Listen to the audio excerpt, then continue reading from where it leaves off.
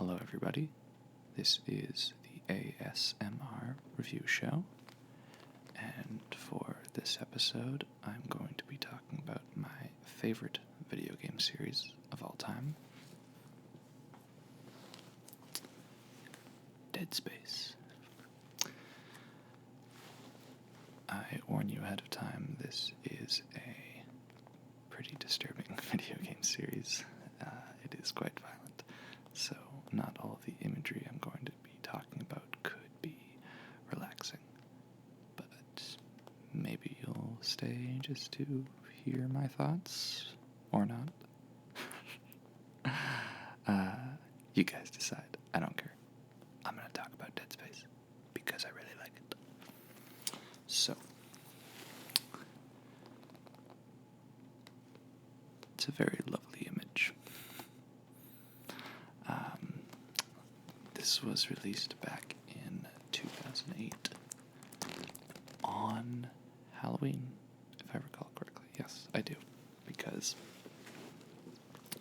my first experiences with this game was back when Blockbuster was still a thing in the good old days, and I rented this with a friend on Halloween, and the first level scared us so much that we couldn't play more than that for a long time. But after that, I sort of got really more into it and decided to keep playing it, and eventually I bought the full game because I think my reaction to it was overall similar to the way I felt about when I first watched the movie Alien, because they are both very creepy, claustrophobic, sci-fi horror stories that are set on a spaceship with an evil alien. But this one features a lot more aliens. And I'll just show you the back.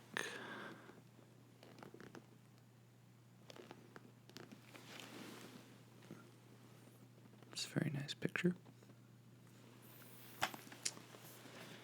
So, the story of Dead Space in the first game is that you play as Isaac Clarke, who is an engineer, and he is called by a distress signal to the USG Ishimura, which is, it's a mining vessel. I believe the planet that it was operating on was called Aegis 7. And as we all know, going to a derelict spacecraft because of a distress signal is never a good sign. So things go wrong because there is this alien virus present on the ship, but he can't leave right away because his girlfriend Nicole was someone who was on the ship when the attack happened. So the gameplay is a over-the-shoulder third-person camera view, and what I like about the gameplay of Dead Space is that all aspects of the game are incorporated into the world itself. Your health is displayed on your back, and your ammo counter is part of the gun. So I think it really helps keep the story very immersive. I don't have it with me right now, but I actually do have a Dead Space shirt with the health rig on the back. So it's always a fun one to wear if I know I'm going to be doing a lot of gaming.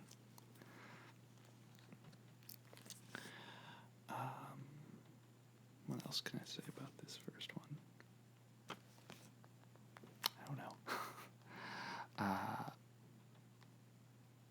There are some flaws with it. This is definitely not perfect. I would say that the gameplay definitely got more refined in the sequels. For example, the movement for Isaac is a little clunky, and the melee combat does not work very well. But I think that kind of adds to the intensity of the game, because it means that you can't just simply punch your way out. You have to, desperately try and fail most of the time. I also like the weapon system in the game because most of them are not necessarily weapons. They are redesigned from mining tools to emphasize the fact that Isaac is an engineer. So, I know that there are some people who don't find this game very scary, and I do admit, by the time I got to the end of my first playthrough, I kind of had the sort of horror theme sussed out. So it may not necessarily be scary, but it is definitely very intense and thrilling and suspenseful. So that is why I like it, because I was on the edge of my seat the whole time, wanting to find out what happens next. So that is Dead Space 1. I recommend it if you are interested in the survival horror genre, and my advice is that if you are an experienced gamer, to play it on a harder difficulty setting than easy, or maybe actually go straight for hard. The game is very easy on easy. You can get supply drops from every enemy and find a lot of extra ammo lying around. But on impossible difficulty, for the first level, I was running past every enemy because I kept running out of ammo. So it was really intense, which is what I like. So, next up is Dead Space 2. And this was released in 2011. And this PS3 version comes with the originally Wii exclusive Dead Space Extraction. And I'm trying to remember when Dead Space Extraction was released. I think it was 2010. I haven't played it in a while, but just a quick bit about Dead Space Extraction. It was a little strange to have a prequel for a game that was released on Xbox 360 and PS3 and the PC be only for the Wii, but I liked the on-the-rails arcade-style shooter for it, and the story that it had to tell was interesting and was relevant. So I don't think I have ever played it since it first came out, but it was definitely a fun game, and sometimes, well, at some point I'll play the PS3 version, but since I don't have the Move controllers, you just use the analog sticks, and I think that takes away from the arcade style that the developers were originally going for. But the main game, Dead Space 2, I was very hyped for this game when it was first announced, and every little bit of footage that they showed just got me more and more excited because with Dead Space 2, I feel that they addressed every minor criticism that I had for the first one. In the first game, Isaac Clarke never speaks, so he doesn't really have much character development. But in Dead Space 2, that he has actual dialogue, he is a fully fledged character, which I think adds a lot more dynamic to the story. And another thing is that the environment is a lot more varied because you're on a large space station rather than a single spaceship. So, the basic plot of Dead Space 2 is that after the events of Dead Space 1, where Isaac survived and found out that his girlfriend was indeed dead, spoiler alert, he is picked up and sent into a mental institution for 2 years, and he is on a space station orbiting Titan, the largest of Saturn's moons. I'm trying to remember what the name of the space station was called. I was able to remember the ship and the planet from Dead Space 1, but I can't remember. I think it was actually just called Titan Station, since it was orbiting the moon Titan.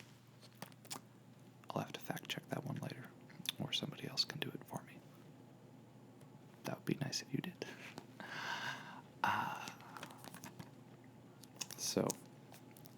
after he wakes up from being in the institution for 2 years and heavily sedated, he finds out that the government used the sort of alien code in his mind to build a marker.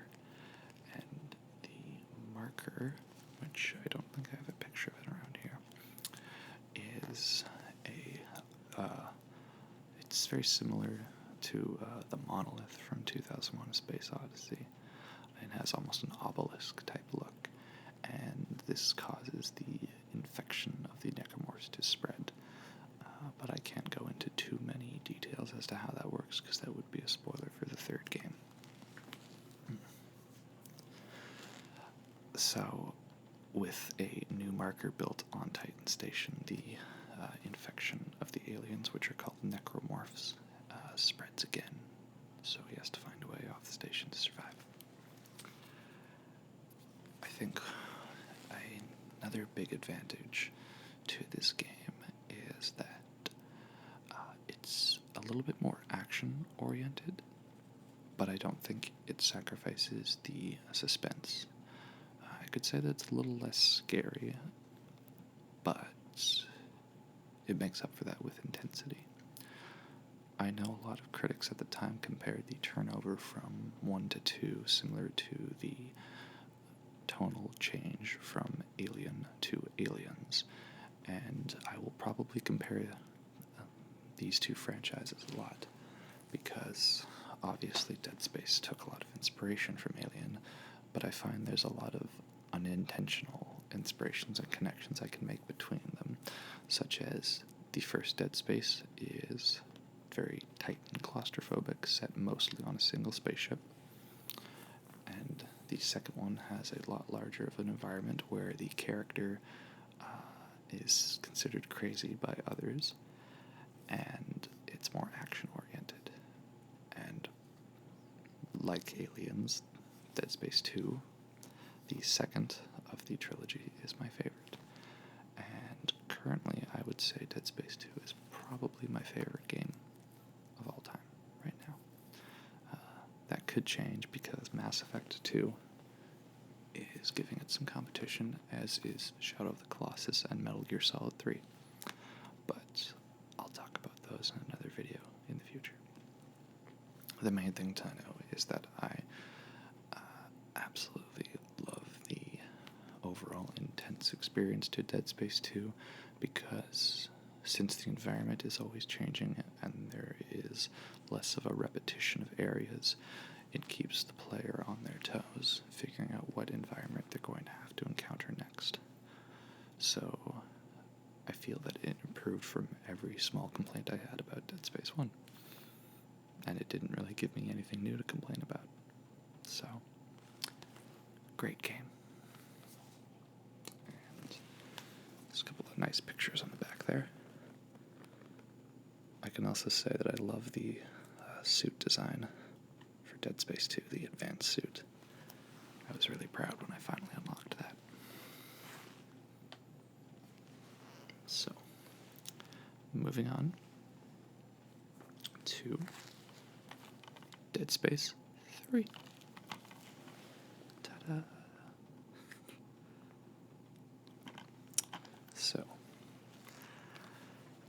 going off of my comparison to the Alien franchise, the third one makes changes that were not well received, but that I actually like a lot. So, the big change to Dead Space 3 was the addition of multiplayer, specifically a cooperative multiplayer. Dead Space 2 had a multiplayer that was separate from the main story and was a competitive mode, and I didn't really play it that much because it wasn't really that fun, and there weren't a lot of people playing it either, so it was hard to get on a good server. But Dead Space 3 has it so that Isaac has to team up with a soldier named John Carver. And if you play the game in single player, there are times where he will just show up in the plot, have a conversation, and then go down some other hallway and disappear, because this is the time where technically he's supposed to be with Isaac for the second player to, do the mission with you. So that is a little frustrating in story, because I've never actually been able to convince any of my friends to play through the entire game all together in cooperative. So I have only been either seeing the cooperative only scenes individually, not as a whole, or through other Let's Play channels. And the other change is weapon crafting. So in the first two Dead Space games, you could only pick from the guns that were preset into the game. But with Dead Space 3, you can craft any gun you want by placing different tools on the top or bottom slot of the weapon. So you can have a rapid-fire machine gun with a force gun that acts like a shotgun on the bottom, or you could have a electric gun that fires Tesla coils that will act like a bolus on the ground to trip enemies. And then the bottom slot for the gun could be the classic plasma cutter. You might not be able to actually do that combination. But the point is that there are a lot of possibilities, and that was one feature that I really loved about Dead Space 3, because I was always looking for ways to find fun weapons. Even if they weren't necessarily the best, they were still cool to use. And I was able to do my absolute biggest dream for a Dead Space game, which was to build a pulse rifle and a flamethrower, so I could have the pulse rifle flamethrower from Aliens and use it to kill necromorphs. I fanboyed pretty hard when I was first able to do that, and it was totally worth it. If I haven't mentioned before, I really like the Alien series and Dead Space a lot, so I'm going to talk about it a lot, because that's what I do on this channel. I rant about movies and video games and music and stuff. So, yeah. And I think another thing that wasn't necessarily a big criticism of Dead Space 3 by others, but one that I was annoyed by, was that the end of Dead Space 2, there's a text message that sort of sets up some villain known as the Overseer, who seems to be in control of the Earth government and all of the different marker sites where they're trying to research the marker. But when the third game starts, EarthGov is gone. It's been defeated by the Unitologists, who are a group of religious zealots that think the marker is divine, and that necromorphs should be allowed to, roam the galaxy, because being killed by them is the next stage in evolution. So I didn't like that there seemed to be a setup for an interesting villain controlling everything, and then that was completely ignored in favor of a guy who looks like futuristic Elton John. But he doesn't sing Elton John, so he's not nearly as cool as Elton John. So, much like Alien 3, I feel that Dead Space 3 was very poorly received on release, but I don't think it was deserving, because, to be honest, I think even though Dead Space 2 is my favorite, this is the one I've played the most, because there is more replayability to the different survival modes that are included, and the fact that I can craft many different weapons and approach the game from a different way. So, I like that. But one thing that does very hamper the experience is that there's a lot of repetition of environments. There are optional missions in the game that allow you to get extra upgrades, but every one of them, it's just like, if you had room A, B, C, and D, the first optional mission would be room A, then B, then C, then D, and optional mission 2 would be room C, then A, then D, then B. They're just copy and pasted, but just shuffled in a different order. and it is, well, I mean, they are optional, but it's still not fun for someone who wants to try and play the entire game. But despite my criticisms, I still do really enjoy this game. I think this was the time, though, when EA was starting to sink their evil tentacles into it, because they included microtransactions and decided to put the ending as separate DLC, which I have never bought and I never will, because I am not paying an extra $5 to $10 for the true ending to a game. So, thank you Mass Effect 3 for making that extended ending free. So, I'm going to talk about one game that is not Dead Space, but is slightly related because it is a survival horror game where there is an alien out hunting you. But in this one, there is only one alien hunting you because you are isolated, and it is Alien Isolation. So, it's very ironic because until this game came out, I always joked that my favorite game based on the Alien franchise was the Dead Space series, even though they're not official. And that's because most of the recent Alien games like Alien vs. Predator and Aliens Colonial Marines are terrible. They are very bad. Don't ever play them. I guess there's a few redeeming qualities to Alien vs. Predator, but don't play Aliens Colonial Marines.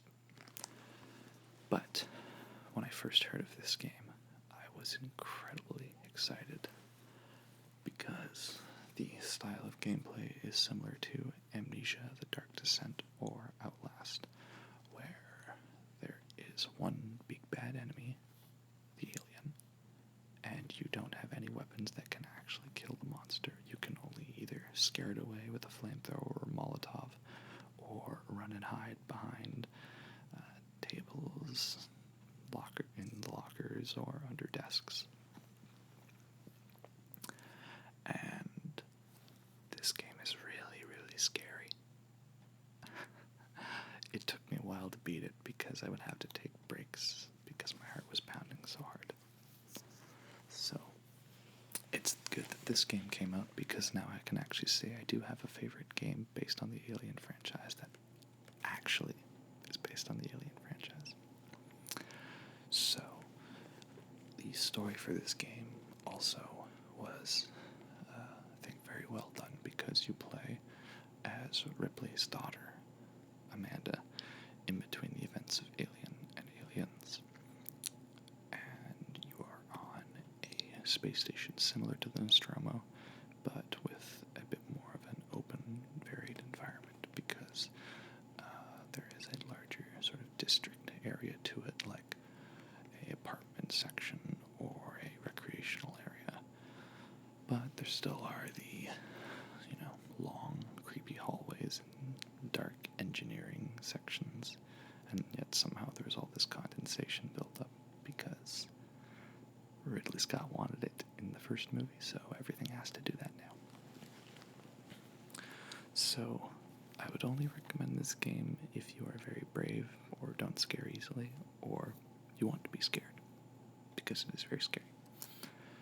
And I think it is good that this game came along because it is kind of the sort of anti-Dead Space in a way, since there's only one monster and you can't really kill it, whereas in Dead Space, despite that it is very intense, you still have a bunch of guns that you can use to shoot the things and kill them, and there's a lot of them, and you will kill them. So it helps provide a nice balance.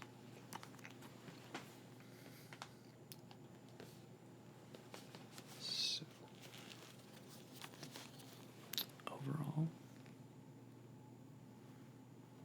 there you have it. I love all of those games, and it is the main reason why I do not want to get rid of my PS3, because I want to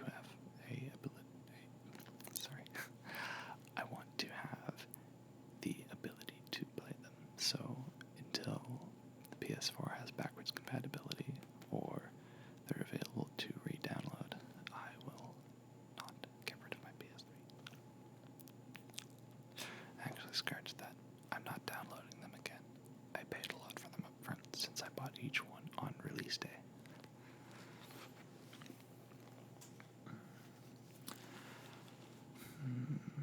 I think that's all I really had to say about them.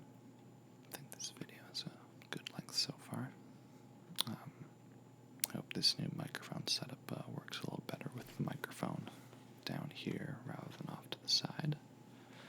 But for the 12 of you that watch this video, maybe 4 of you will tell me in the comments. Or 5, who knows? There's only one way to find out.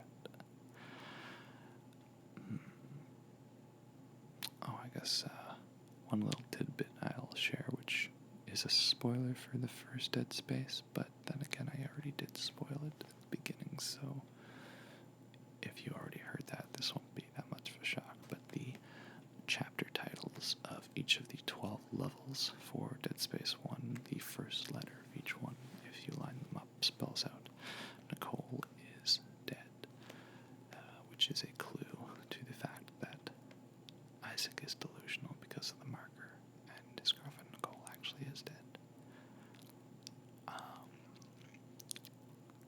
Yeah, I thought that was an interesting tidbit.